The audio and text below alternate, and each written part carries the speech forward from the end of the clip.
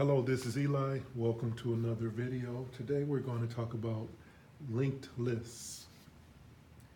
And a linked list is a data structure and it's sequential in nature. So it's essentially a sequential list of objects. And think about when you're browsing on the internet and you click the back button on your browser. That page could be potentially stored in a linked list. So when you hit back, you're just pointing to the previous page, and when you hit next, you're pointing to the next page. Or think about how you would display a deck of cards in a game. You need to be able to easily display the next card and the next card or the previous card. So you could use a linked list for something like that. So linked lists are more complex to code than arrays.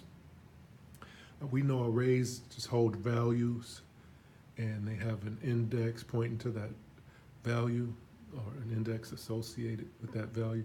Well, a linked list also holds values. But the difference is a linked list has what we call nodes, and each node points to another node. So a node has two parts. It has a value and a pointer.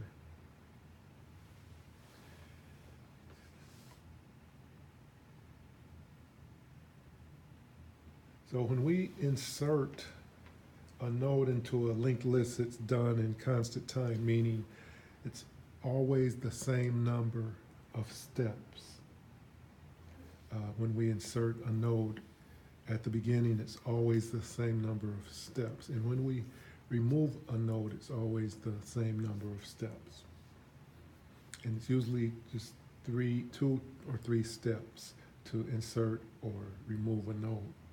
So in terms of time complexity, that's ideal. Constant time is ideal.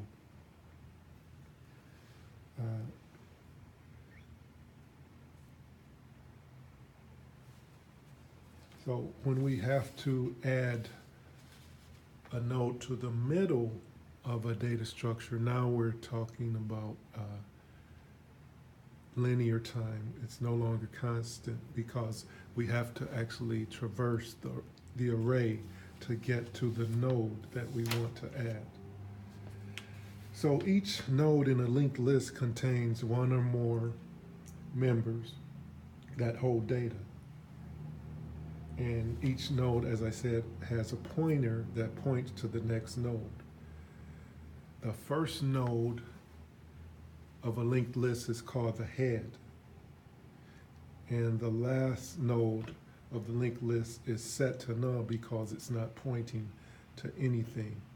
So each item in our list is aware of another item in the list. In an array,